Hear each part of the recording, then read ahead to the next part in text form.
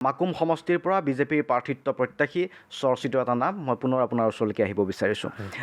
আমি মাকুমৰ কথা পাতি আছোঁ, সমষ্টিটোৰ কথা পাতিছোঁ। সমান্তৰালভাৱে আপোনাৰ নামটো অসমৰ ৰাজনীতিত বৰ্তমান সময়ত আৰু এটা বিষয়ত চৰ্চিত হৈ আছে, সেইটো হৈছে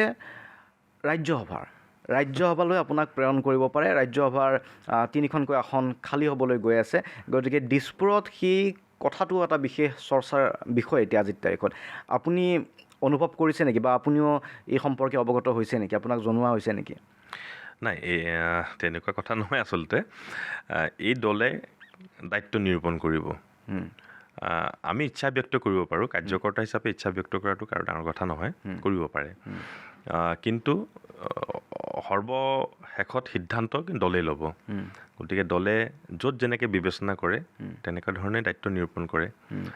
সংগঠনো ঠিক তেনেধৰণে আনে, ক'ত কেনেকৈ কাম কৰিব লাগে কেতিয়া। ৰাজনৈতিক ক্ষেত্ৰ, সংসদীয় ৰাজনীতিটো যদি মোৰ প্ৰয়োজনীয়তা অনুভৱ কৰে যে আহিব লাগে আৰু ক'ত ৰাখিব লাগে বা ক'ত ৰাখি কাম কৰাব লাগে, সেইটো দলে থিৰাং কৰিব সেই সময়ত। কিন্তু আপোনাৰ নিজৰ কিবা চইচ থাকে নেকি, ৰাজ্যৰ ৰাজনীতিত কাম কৰিহে বেছি ভাল পায় আপুনি? চইচ তেনেকুৱা ধৰণৰ কোনো কথা নাই। দলে যেতিয়া য'ত যেনেকৈ দায়িত্ব দিব তেনেকৈ ধৰণে কাম কৰাৰ কাৰণে প্ৰয়াস কৰি আহিছোঁ। আৰু আগন্তুক দিনত দলে যিটো বিবেচনা কৰি পেলাই যেনেকৈ ধৰণৰ দায়িত্ব দিব, সেই দায়িত্বখিনি নিষ্ঠাৰে কাম কৰাৰ কাৰণে সদায় চেষ্টা কৰিম।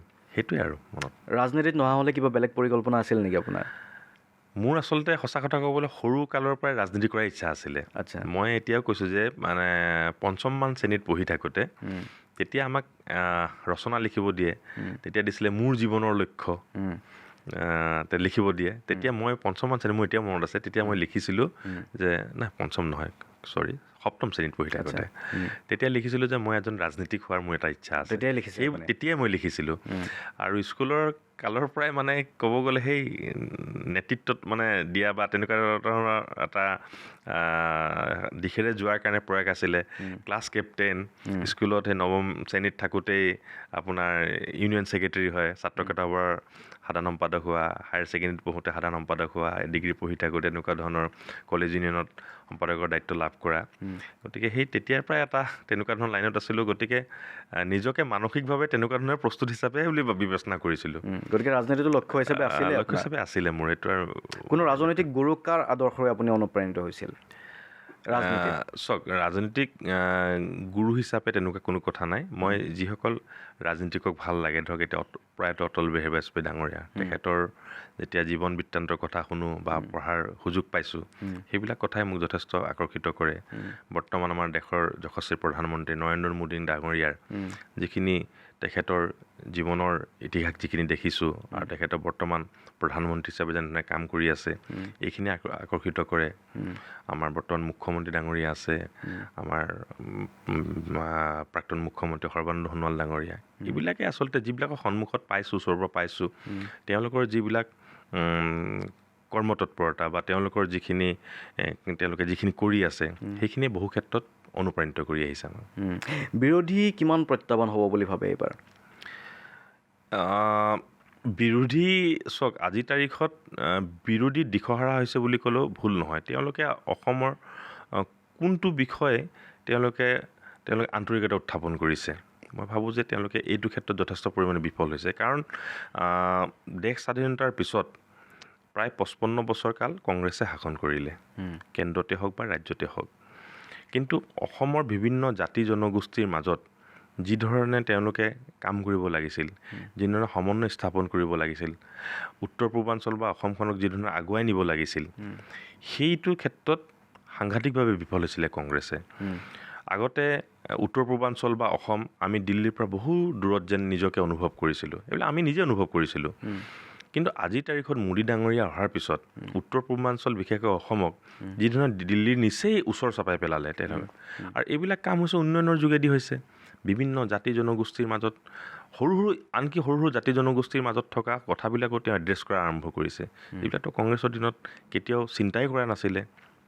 আন্তঃগাঁথনি উন্নয়নৰ কথাটো আপুনি আৰু কংগ্ৰেছে ক'বই নোৱাৰে। আজিৰ তাৰিখত যোৱা মাত্ৰ 10টা বছৰত তেওঁলোকে 55 বছৰ দেশ চলোৱাৰ পিছততো মানে আমাৰ অসমৰ যিধৰণৰ আন্তঃগাঁথনি উন্নয়ন কৰিব লাগিছিল, সেইখিনিত তেওঁলোকে বিফল হৈছে। কিন্তু এই 10টা বছৰত মোদী ডাঙৰীয়াৰ নেতৃত্বত যিধৰণে অসমে আজি আন্তঃগাঁথনি উন্নয়নৰ ক্ষেত্ৰত সফলতা লাভ কৰিছে, মই বাকী ক্ষেত্ৰবিলাকলৈ নাযাওঁ। গতিকে এইবিলাক দিশৰ পৰা মই চাবলৈ যাওঁ যে কংগ্ৰেছৰ আজিৰ তাৰিখত কোনো ইছ্যু নাই তেওঁলোকৰ হাতত।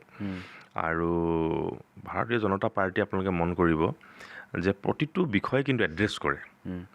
কিমানখিনি সফল হৈছোঁ নাই হোৱা সেইখিনি ৰাইজে বিচাৰ কৰিব, কিন্তু আঁতৰি নাযায় বিষয়বিলাকৰ পৰা। কংগ্ৰেছে যি ধৰণে আগতে বিষয়বিলাকৰ পৰা আঁতৰি গৈছিল, মূল সমস্যাবিলাক আহিলে তেওঁলোকে সদায় আঁতৰত অৱস্থান কৰিছিলে, এটা যথেষ্ট দূৰত্বত তেওঁলোকে অৱস্থান গ্ৰহণ কৰিছিলে। কিন্তু ভাৰতীয় জনতা পাৰ্টী চৰকাৰ অহাৰ পিছত প্ৰতিটো জাতি জনগোষ্ঠীৰ যিবিলাক মূল সমস্যাবিলাক আছে, অন্ততঃ সেইবিলাক সমাধান নকৰিলে এড্ৰেছ কৰি সেই দিশেৰে আগুৱাই যোৱাৰ কাৰণে সদায় চেষ্টা কৰিছে। আৰু সেইকাৰণে অসমৰ ৰাইজে আজিৰ তাৰিখত ভাৰতীয় জনতা পাৰ্টীক এটা মৰমৰ ৰাজনৈতিক দল হিচাপে কিন্তু ব্যৱস্থা বিজেপিক কৰিছে। যিসকলে সমালোচনা কৰে মূলতঃ তিনিটা প্ৰসংগত সমালোচনা কৰে।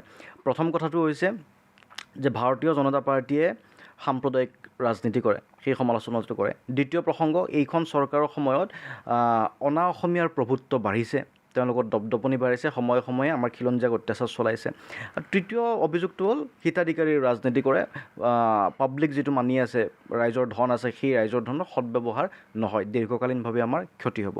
চমুকৈ এই তিনিটা প্ৰশ্নৰ উত্তৰ কি হ'ব পাৰে? ঠিক আছে, আপুনি প্ৰথমটো কি বুলি কৈছিলে? মই প্ৰথমটো সাম্প্ৰদায়িক ৰাজনীতি যিটো অভিযোগ চলি থাকে। আৰু চাওক, ভাৰতীয় জনতা পাৰ্টীয়ে একমাত্ৰ ৰাজনৈতিক দল যিটো দলে কেতিয়া তোষামোদৰ ৰাজনীতি নকৰে আৰু একদম স্পষ্ট নীতি আধাৰত ভাৰতীয় জনতা পাৰ্টী পৰিচালিত হৈ আহিছে।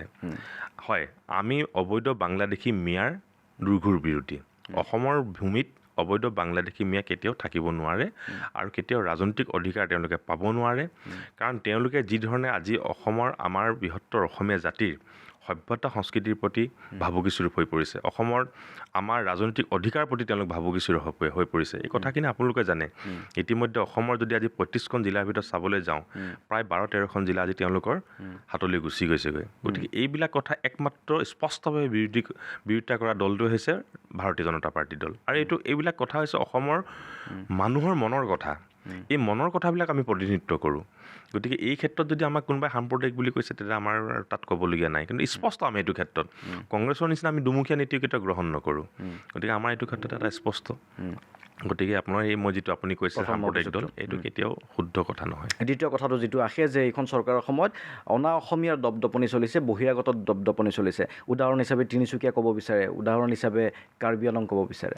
সেই নহয়, এইবিলাক একেবাৰে মিছা কথা। মই তিনিচুকীয়াত থাকোঁ, কাৰ দপদপনি চলে? চবেই ইয়াত মিলা প্ৰীতিৰে থাকোঁ আমি। বৃহত্তৰ অসমীয়া জাতিৰ আমি এটা সত্তা। ভাৰতীয় মূলৰ লোকসকল আছে, অসমীয়া জাতিৰ লোকসকল আছে, ভাষিক লোকসকল আছে।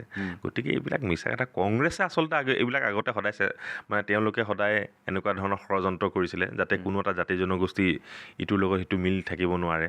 যাতে যদি সদায় কমফৰ্ট পজিশ্যন তাত থাকে, তেতিয়া অসমৰ উন্নয়নৰ কথা চিন্তা কৰিব, অসমৰ বিভিন্ন মৌলিক সমস্যাবিলাকৰ কথা চিন্তা কৰিব। যেতিয়া আপোনাৰ মোৰ মাজত কাজিয়া লগাই থৈ দিব, তেতিয়া আমি অসমৰ মৌলিক সমস্যাবিলাকৰ কথা ক'ত চিন্তা কৰিম? আজি সকলোৱে অসমৰ মৌলিক সমস্যাৰ কথা চিন্তা কৰিবলৈ আৰম্ভ কৰিছে। আন্তঃগাঁথনি উন্নয়নৰ আৰু বিচাৰিছে তেওঁলোকে, এইবিলাক কথা আলোচনা কৰিবলৈ এটা অৱস্থা আছে। যদি আজিৰ তাৰিখত যদি সেইবিলাক পৰিৱেশ হ'লহেঁতেন, তেনেহ'লে সেইখিনি সম্ভৱপৰ হ'লহেঁতেন নেকি? গতিকে এইবিলাক মিছা কথা। মানে কাৰো দপদপনি বুলি শব্দটো, এই শব্দটো আছে একেবাৰে অশুদ্ধ কথা। এইটো এটা। আৰু হিতাধিকাৰীৰ প্ৰসংগত চাওক, হিতাধিকাৰী কোনখিনি লোকসকলক দিয়ে?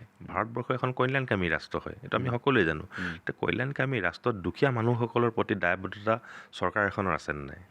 নিশ্চিতভাৱে আছে চৰকাৰৰ। যি চৰকাৰ আহিলে কৰিবই লাগিব, এইটো এৰাই চলিব নোৱাৰে।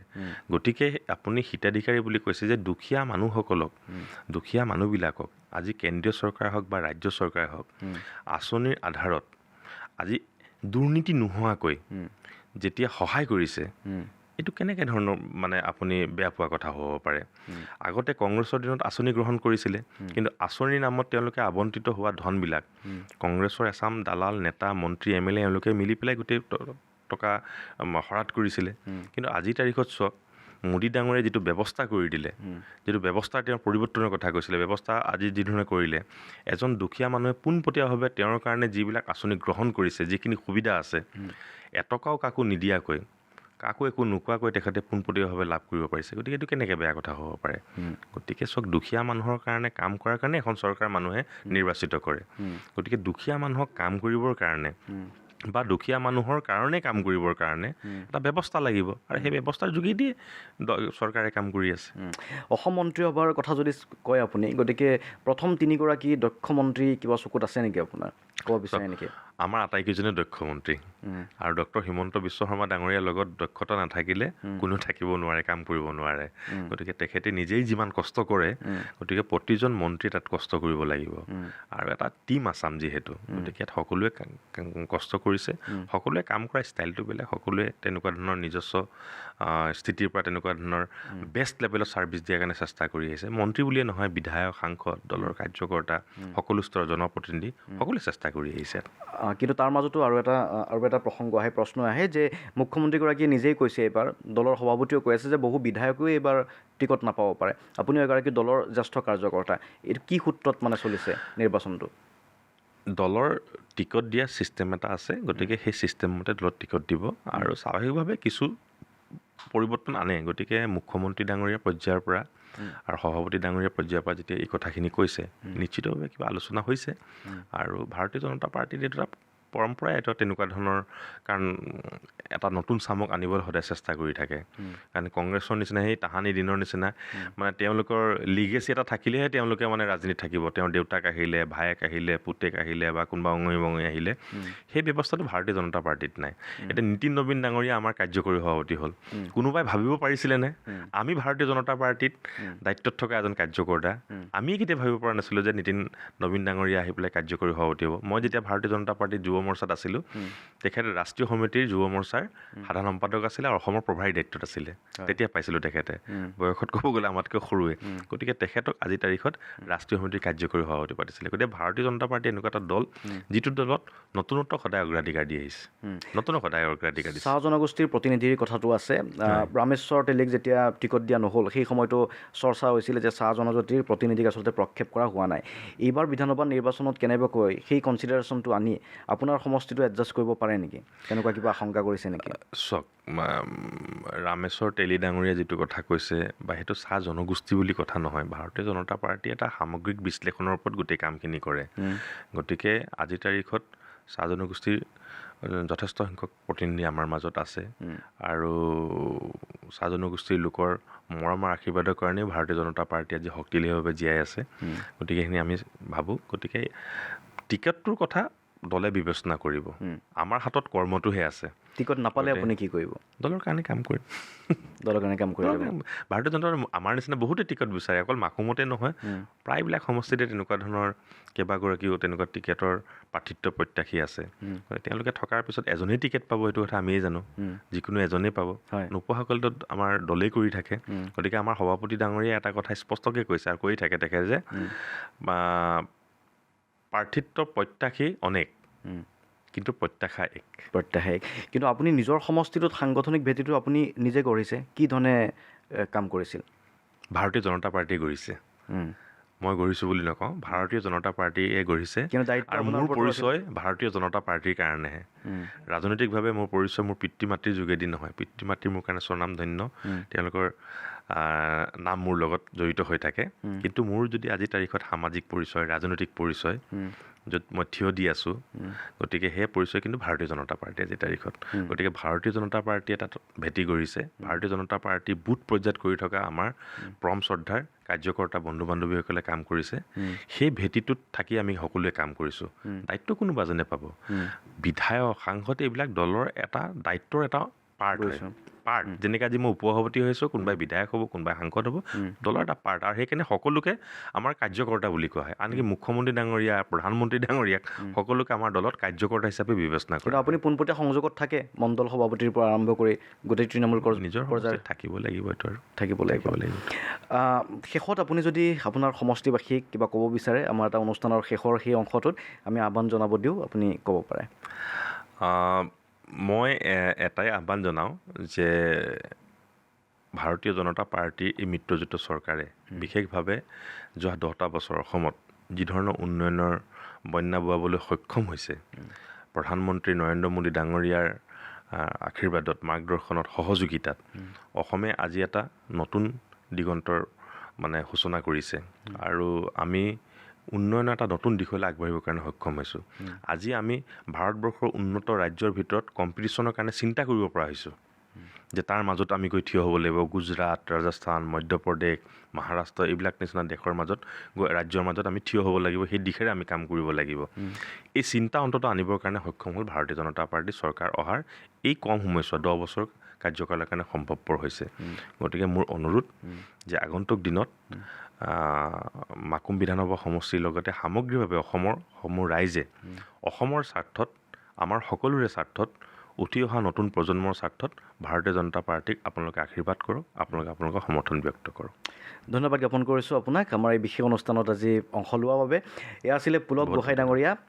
ইতিমধ্যে তেখেতক আপোনালোকে জানে, বিভিন্ন সময়ত আপোনালোকে দেখিছে, আমাৰ টক শ্ব'সমূহতো দেখিছে, কিন্তু আজি আমি বিতংকৈ কথা পাতিবলৈ কিছু চেষ্টা কৰিছিলোঁ তেখেতৰ ব্যক্তিগত জীৱনৰ পৰা আৰম্ভ কৰি ৰাজনৈতিক জীৱনৰ আৰম্ভণি আৰু সামগ্ৰিকভাৱে তেখেতৰ পৰিকল্পনা কি, তেখেতৰ ব্যক্তিত্ব সম্পৰ্কীয় হয়তো বহু কথা আপোনালোকে অনুধাৱন কৰিব পাৰিছে। মাকুম সমষ্টিৰ এটা চৰ্চিত নাম আজিৰ তাৰিখত বিজেপিৰ এগৰাকী শক্তিশালী দাবীদাৰ পুলক গোহাঁই, আৰু সমান্তৰালভাৱে এতিয়া নতুন চৰ্চাৰ দিশবোৰত যে ৰাজ্যসভাতো হয়তো প্ৰতিনিধিত্ব কৰিব পাৰে। গতিকে সময়ত লক্ষণীয় হ'ব পুলক গোহাঁইৰ ৰাজনৈতিক ভৱিষ্যত কোন দিশে যায়। আজিৰ এই বিশেষ অনুষ্ঠানৰ পৰা শান্তনু মহন্ত বিদায় লৈছোঁ। ধন্যবাদ। বহুত বহুত ধন্যবাদ।